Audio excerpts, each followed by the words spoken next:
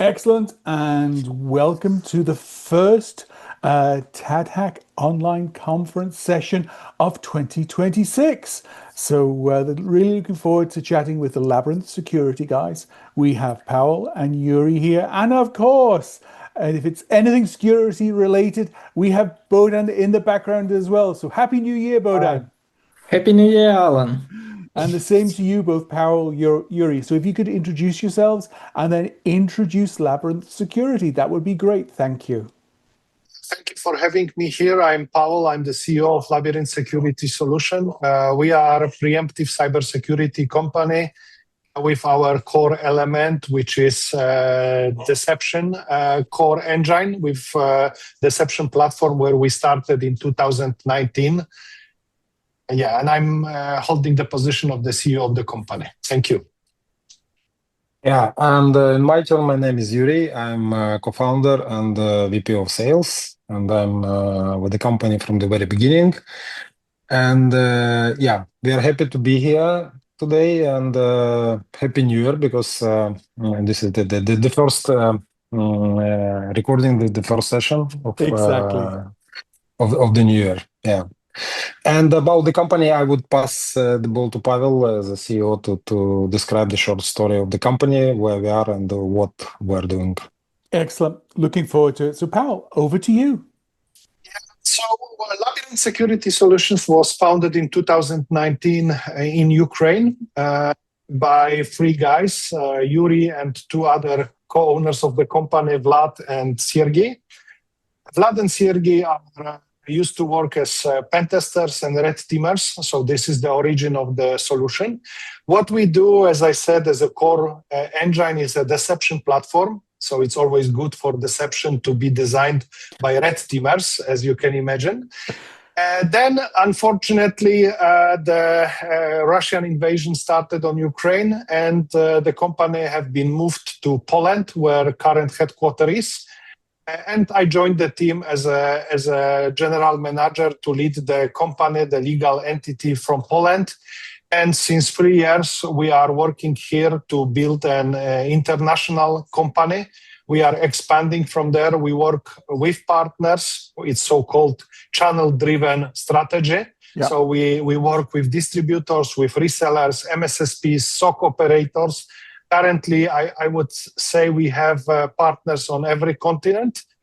Of course, our main presence is in Europe, where we are originating from. I think it's a quite interesting project, if I may say so, because the product had, unfortunately, already an opportunity to take part of the cyber war. So it has been tested from day one in the cyber war. So based on this, let's say, knowledge, we can deliver now the effective solution for customers worldwide. Excellent. Great. So I've been doing some background research. So you've got honeypots. Now you describe yourself as a deception platform. So what exactly is the deception? How are you getting these hackers to basically present themselves? Because, detection of intrusion is difficult. I mean, we've reviewed, for example, South Korea Telecom. They had hackers in there for years before they became aware of it. So really interested in understanding how you discover and how you use those honeypots to protect customers. Yeah, if I may answer this question, yeah. Actually, the partially the answer to your question already in, about how to why deception is efficient. For example, in the case of malicious insiders. Yeah, this is how we position the solution, and this is the efficiency. But I will start from the very beginning, from honeypots, because when people speak about honeypots, they usually imagine something like it could be open source, teapot, compot, whatever, some standalone device or virtual machine, which supposed to track the simple actions, like, for example, port scan or whatsoever, and this is the initial idea, and it could work up to some extent. But when we're speaking about the deception and to make a deception strategy efficient as a cybersecurity tool, we need to speak about and we need to be aware about two important things. The one is a quantity and the second is a quality. Yeah. Okay. So this is the platform because you can deploy deception in quantity. Yeah, not one, not 10, but hundreds and thousands if you need it, without spending all the resources. Yeah, so it's quite resource efficient. Okay. And if you compare, we recently just compared with one customer our consumption of the resources and how many honeypots you can deploy, and open source teapot or compot. I don't remember, but it doesn't make a big difference. So, and the minimum amount of resources we need to deploy, you can have 150 decoys. Okay. Using the same resources, you can deploy 2 open source decoys. Gotcha. So, Understood. yeah, the difference is 75 times. And even if you start calculation from, okay, I don't need to pay for the honeypots by itself, but how much resources should I spend to deploy the amount? And why the quantity always matter? That's simple, because if you compare the simplest comparison, because I really like the power of analogy. So the easiest analogy is the minefield.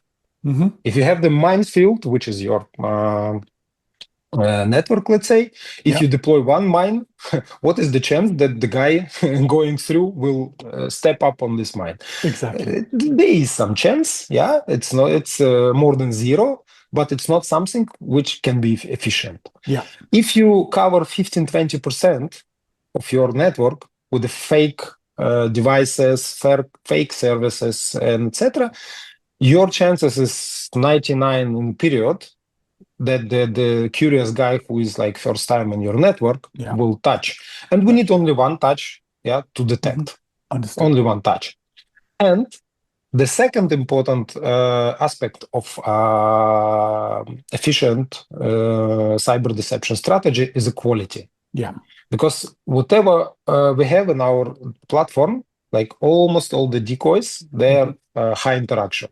Okay. We use this term in the deception, and this term describes like how long and how what's going to be the response for any interaction done by adversary. How long the adversary will play with the decoy before they realize. And what we get as an outcome after 6 years is that the adversary spent hours and days before they realize that this decoy, in case of Labyrinth, or they never realize this is decoy. You know the funny story that just the example from today, between me and you, but it's a recording. We deploy in one country. We deploy like our decoys publicly to get them kind of local threat intelligence, contextual for this country, who is doing what, and just today we received, it's not the first notification, but it's a fresh one. They have a security emergency response team, so-called CERT, and just today we received another notification from CERT to our host provider in that country, asking, hey guys, we discovered you have such a service, it's vulnerable, blah, blah, blah, blah, blah. It's our decoy. So CERT team cannot distinguish the real service and the decoy.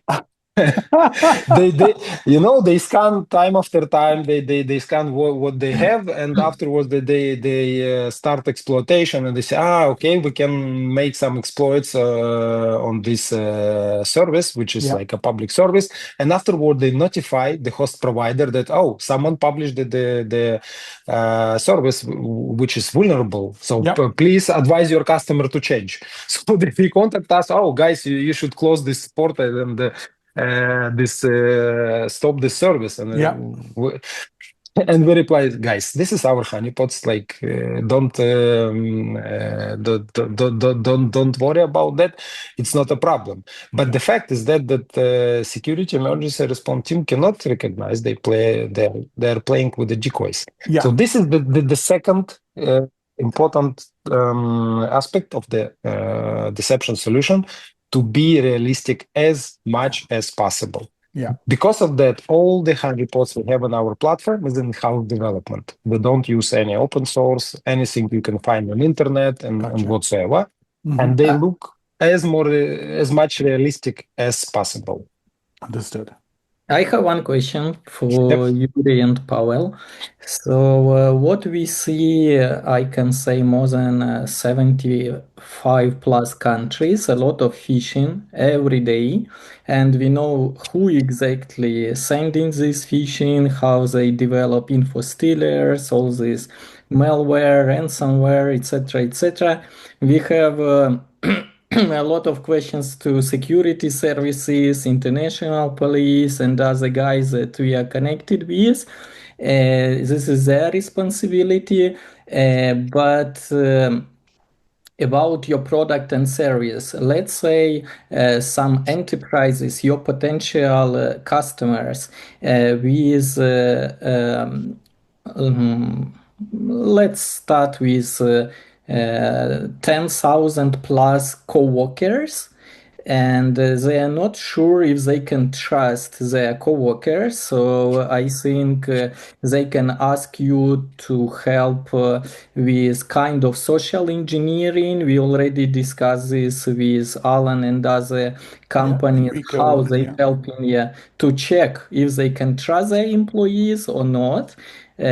For example, you create for, let's say, international bank like Bank of America or Deutsche Bank or any other popular enterprise, this honeypot, then someone from their employees with C-level access can try to use some confidential data and sell it in dark web, in dark net. So maybe you can share something interesting without any details, of course, like examples that can attract more attention. Yeah, here I think you speak more about tokens. The most popular worldwide is definitely canary tokens, yeah, which you can deploy on some documents, yeah, and afterwards watch how the document traveling around the world, yeah, where it was open or not. Open. This is open source technology available on the market. Yeah. So for this, you don't need to buy anything. You just go to canarytokens.com, if I'm not mistaken. Yeah. You can easily find it and use it for free. Why for free? Because technology is working 50-50. Nobody can ensure you that your token will work. Okay. And this also one of the perception of deception. Yeah. So, okay, deception is like a tokens. No, it's a several layers. It's not only tokens because we are presented on the network layer. We are presented in Active Directory as a base for fake credentials for Active Directory. We are presented with the breadcrumbs on the endpoints on the customer machines, on the user machines. We can be presented as a published decoys, as I just described the case. And for example, here you can actually use the so-called fishback approach, which is very, I would say it's very, very efficient against the identity-driven attack. So the mechanism behind it is very simple. If you don't know, and basically you never know, yeah, if someone was compromised and info stealer was deployed and some credentials already available for the attackers to use, you can publish some login pages. Definitely fake. It's a decoy. It's a decoy, yeah, and just watching what you have from the internet. If someone used this login and password, yeah, on the login page, which is fake, the guy will get some rejection, yeah, some mistake, whatever the answer he get, but you will get the notification, yeah. So failed login attempt and the details. So this is like a fishback concept. someone like using phishing or info-stealers got your credentials, but when they try to use it against you, you phish it back by deploying the fake login pages. Yeah. That's one of the way to use deception. Because generally this is for now the most critical topic, this identity-driven attacks. As like, last couple of years, everybody is telling the same. Hackers, they not hack the system anymore. They log in to the system. And this is the biggest, let's say, problem right now. And you see, even like from recent acquisition, CrowdStrike yesterday acquired the company which is doing like this secure browsing. Because they try to catch the guys. Because honestly, there is no EDR which is efficient against info stealers. Because there is no C2C connection, there is no malware down, there is no payload, there is no changes to the registers, nothing like that. They're just like silently sitting in browser and send the necessary information when you log in. And afterwards you have the problem. So we have 4 layers of protection out of this because we provide dark deep web monitoring in our platform. We provide this fishback concept, which I just described. If someone get in the end of the day, we provide a lot of fake services inside, and one touch, you will be notified. 99% fidelity of the alerts because we do not guessing. Nobody should touch fake service for users. It doesn't make any sense. 99.9, you have the problem with someone touching that. And the 4th layer is like the last fortress, your Active Directory. We also put baits there. So if someone like using Kerberos or whatsoever get this data and try to use it, these fake users, we will notify you that you have the problem. So this is like the 4 layers of protection done by Labyrinth to fight against this identity-driven attack. And coming back to your question about the malicious insiders, I was really surprised how many times our customers reported the malicious insiders. Because nowadays it's a really big problem that you mentioned. Last time it was reported from Kazakhstan. And one big organization, they catch the malicious insider, and we also catch them in Ukraine and different countries, and it was surprise for everybody, But honestly, I don't know any other way to catch malicious insider. If the guy is working for you. You meet him every day in the next office, and you don't know what he is doing right now. And how to catch them, he knows everything. He's IT admin. He has all the rights. And they're just, that's a big problem. And Labyrinth is very, very efficient against that. And many times we catch such guys.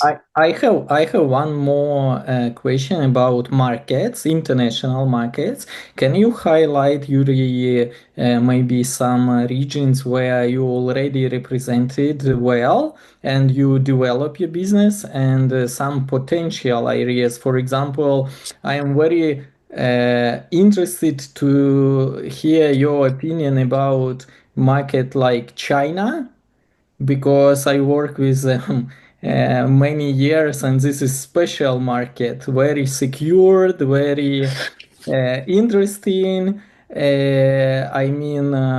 For technology, and I can compare it with Japan and South Korea, so they're very different.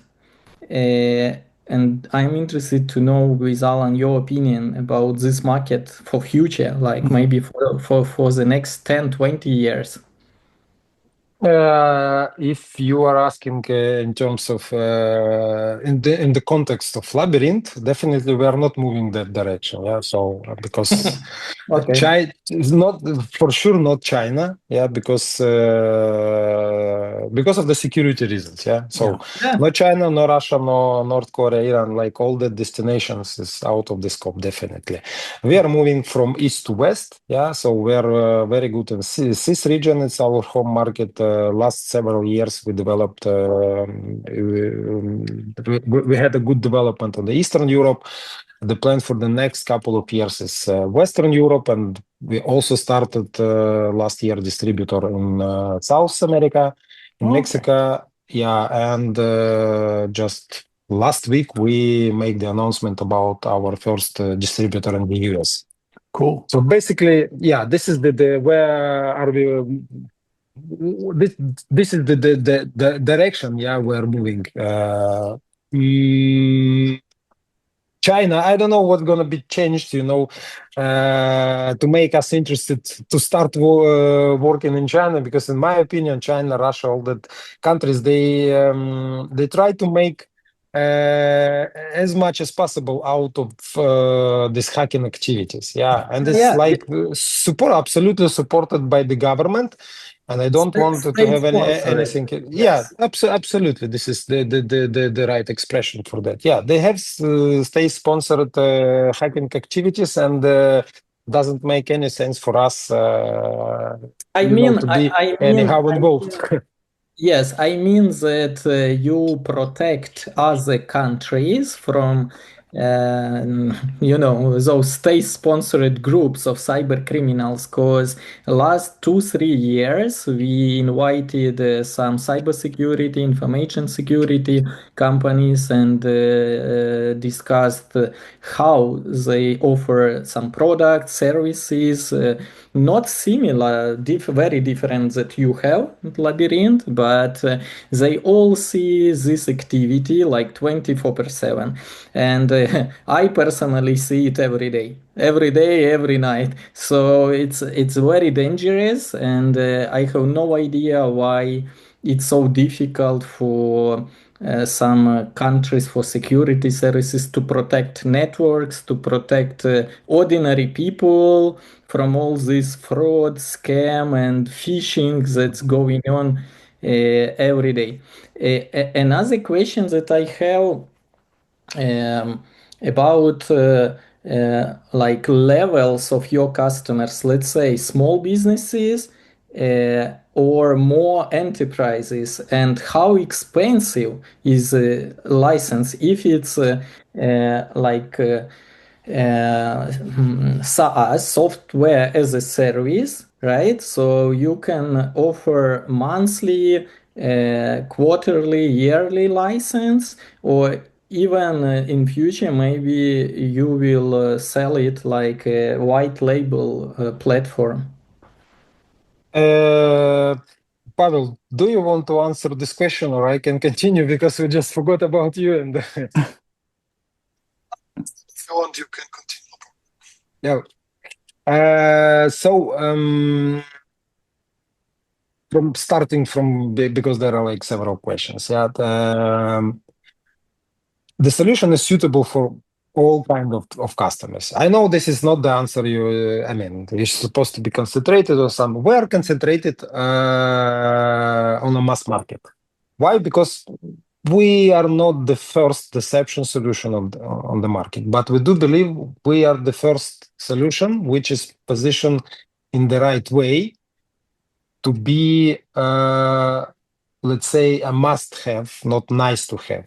Because the previously only big guys with established cybersecurity processes, with a lot of different tools, with the security operation team, with the processes and everything, they start looking for deception as a way to introduce some optimization. Yeah, we are looking at deception differently, because, in our opinion, this is the right way for the network monitoring, for the early threat detection, to fight this advanced persistent threats, to fight this identity-driven attacks, to fight malicious insiders, whatever is not possible or very hard to detect and to fight with the traditional security measures. Yeah, because if you compare, for example, detection done by NDR, by UABA, user entity behavior analysis, with CM, whatsoever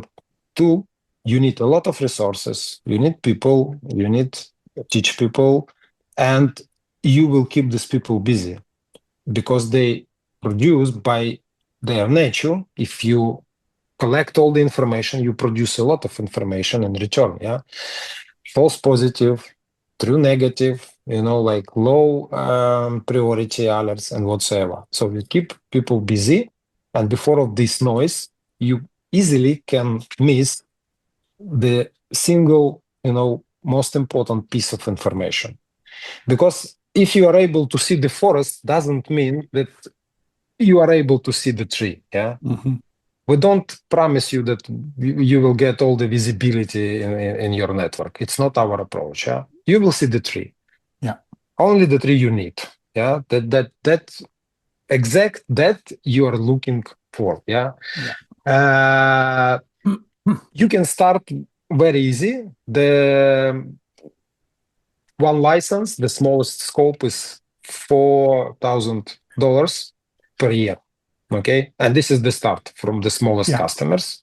For some, it could be even enough. Yeah, bigger customer, more license, but you are flexible here, and it's really affordable.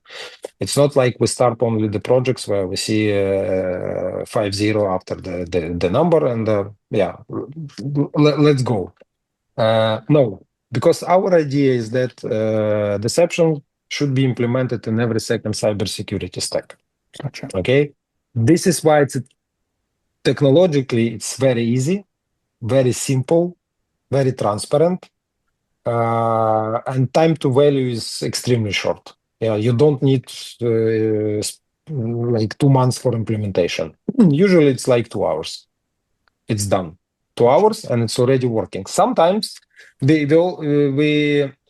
even have some cases where, for example, after the breach, the customer asks the question, okay, now I'm restoring everything from backups. How can I be sure that there is no backdoor? Yeah, because I just repeat the same infrastructure with all the same. I mean, that is a logical question, and how to check. Basically, you can start building something from scratch, change everything, but you will not be sure that you close this backdoor. So we use Labyrinth. Very easy. We just deploy it, change the attack surface, deploy different additional services, fake services, and now you can watch. If they come back, they see, some changes, which is normally just restore something. This is normally. So what do we have now? Yeah, and if the backdoor is there, we will catch them when they come back. Gotcha. Because it was very easy, and it was the simplest way to make sure that adversaries they don't have the access, still don't have the access to the infrastructure. The solution is not SaaS, it's on-prem. I know it's not very popular in the US. Everything's supposed to be SaaS or whatsoever. First of all, this is the surprise for the hackers. It's supposed to be on your side. Yeah. And we don't want to be notice it because of the connections to our service or whatsoever. So this solution is inside your network. You own the information. You don't need to send us anything. Yeah, you can even use it in air-gap environment. This is why a lot of government organization, a lot of military, paramilitary organization, they like this, because they don't want to send anything outside. And for example, critical infrastructure providers, they also have a lot of air-gapped environments, and they want to control something there. So that's everything is let's say the advantage of to be on-prem, not SaaS. Monthly subscription is also available with MSSP model, because we are working with MSSP providers as well.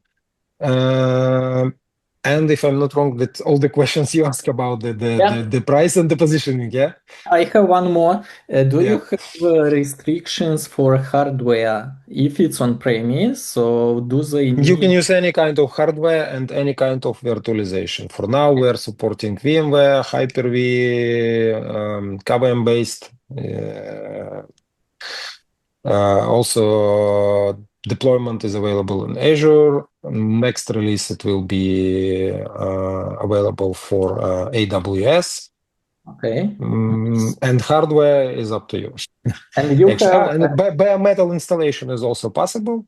Okay. So basically, you can use any kind of hardware. and do you also deliver hardware? If I am your potential customer, I'm interested to order all inclusive this Yes. hardware. Yes, we have we are not producing hardware, obviously. We are software development company. We have the hardware, the partner in Germany, which we use to supply these fanless devices, because usually our customers asking about hardware when they have branches. For example, a lot of small branches, they want to cover them, and there is no way to make it through the virtualization platform, because there is no server room, no virtualization, nothing like this. They have 20 computers and one router, and they want to put something. Yeah. So that's a fanless server, which is in size of notebook. Not very expensive. We make all the necessary preparation for that and can supply. You just need to plug in. That's it. And it will be managed from one location, because our solution is ready for distributed environments, ready for MSSP, because we have built-in airbag model, built-in multi-tenancy, so you can split the tenants and use it this way as well. Cool. Do you use AI? And I just maybe yesterday evening talked about LLM. All those things very, very popular. Every company trying to use this AI nowadays. Do you use it or no? Oh, guys, you are not tired from AI everywhere. Of course, tired. That's why I am asking. Yeah. Our solution doesn't demand LLM or AI by design. Yeah. Okay, so this is why when the hype started, we decided, okay, what we can do with AI? Okay, we can implement some LLM, so you can ask the questions, got the answers. So you can live without that. Honestly, it doesn't bring drastic value, basically no value. It's just a toy. Yeah. So we decided not to go this way, but we decided instead use AI for producing the local TI and contextual TI. Yeah, I mentioned that we have this pilot project right now. And when you publish decoys to the internet, you will have a lot of information, because someone scanning non-stop, trying to do different stuff. So this is a huge amount of information.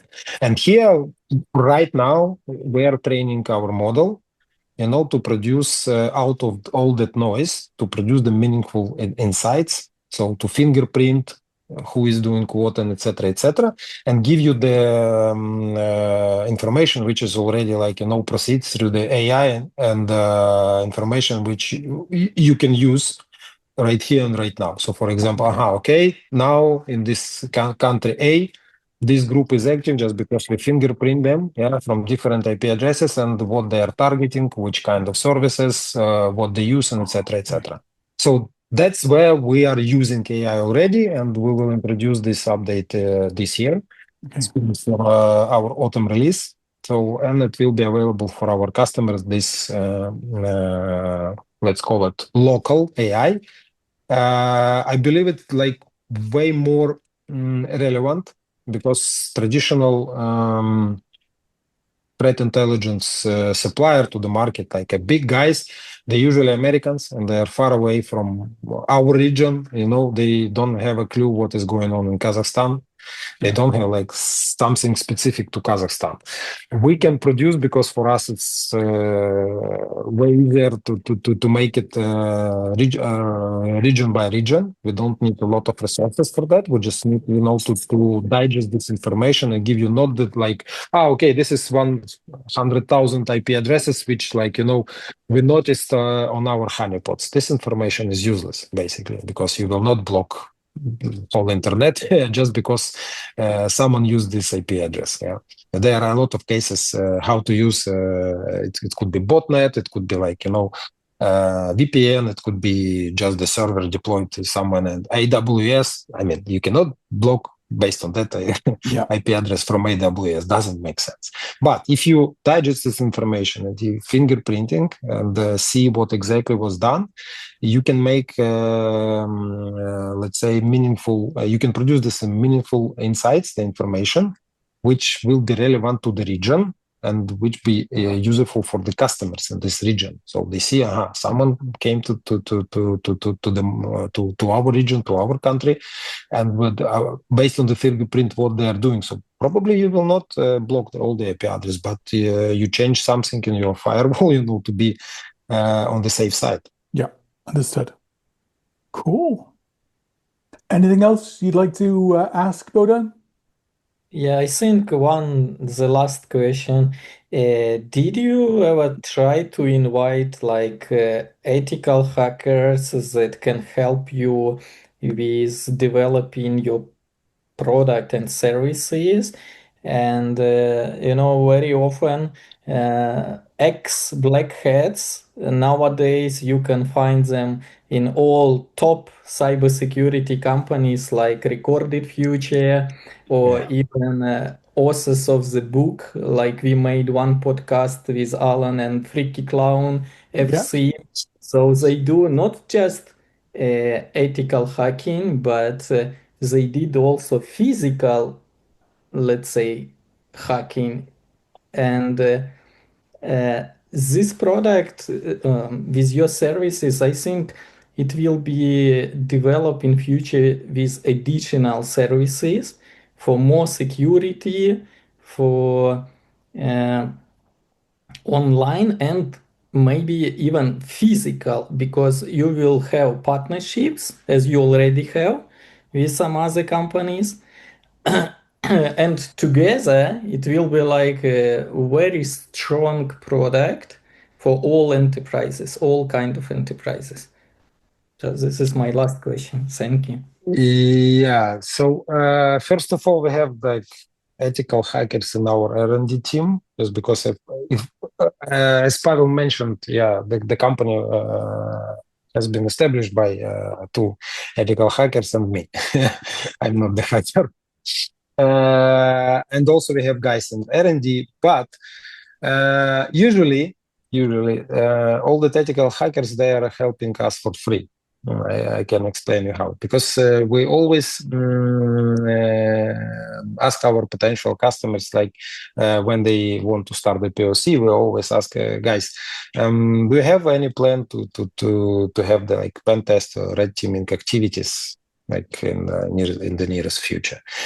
If yes, so please align this activity, because they have like a very good example, which was in the very beginning, how we proved the technology. One of our biggest customers in Ukraine, the organization with 30,000 hosts, and that time they were like thinking about deception, and they started the POC with us. And at the same time, they had the security assessment done by FireEye. You know who is FireEye. And one of the exercises of the security assessment, definitely it was the red teaming. And it was a white box exercise. They have the access to the not secured service. So basically they were in. That was the conditions of that security assessment. And because of the security operation center of that customer was working like not 24/7, but a normal day shift. So during the night, nobody was watching. And the guys from FireEye, they had like 9-10 hours, to do anything they wish. Okay. The result was very interesting. They generated 1,300 alerts in our platform in Labyrinth. So they touch almost all the decoys we published. They never touched any real service. Okay, they spent all the time in Labyrinth. going from Interesting. decoy to decoy. They never realized they played with the decoy. In the morning, when the security team came back to the office, they spent like 30 minutes for the investigation which server is supposed to be isolated. Because they just went to our platform, went to the map, see the source of the activities, sent message to IT team, please isolate the service. And they stop the exercise, which was designed for a couple of weeks. They stop it in one night. Yeah. Gotcha. And they didn't they didn't go to CM, whatever. They have everything to realize what happened in one platform. Yeah, that was that how red teamers and the ethical hackers that how they prove how they check our solution for free. Yeah, sometimes, as I told in the very beginning, there are like two possible outcomes. Either they spend a lot of time to realize, either they never realized. They played with the decoys. Sometimes they can realize and they, start, let's say, sharing their findings with the customer, say, hey, I was playing, but at some point of time, based on that, and that, I decided, okay, that probably could be decoy. And this is the area of improvement for us, how to make it even more. Because if it's like, for example, SSH service, so there are a lot of different possibilities what you can do, and it's still alive. You send the comments, you get the answers, you try to do something. And in the end of the day, you have to be precise on every single step. So what the hacker is like seeing in his monitor. But this is the base case scenario for us, and usually this help comes to us for free. Which is the best type, but this has been excellent. We're coming up on time. I've learned a lot. Your 4-layer approach to creating these decoys, so they are more real than real, so it can convince the hackers to spend the time there. I think that Freaky Clown, when we had him on, one of the things he raised as a serious concern for enterprises is malicious insiders. And your solution directly addresses that. So this has been really insightful in terms of following on from what Freaky Clown shared with us. Bohdan, thank you so much for the excellent questions. I think that this helped us understand just the scope and the power of what Labyrinth Security delivers. And I wish you the best of luck. I'm really impressed with what you've created. Thank you so much for inviting Alan. And thank you, Bohdan, for all the questions and involvement. You're welcome. Bye-bye. Thank you, Yuriy, Paweł. Goodbye.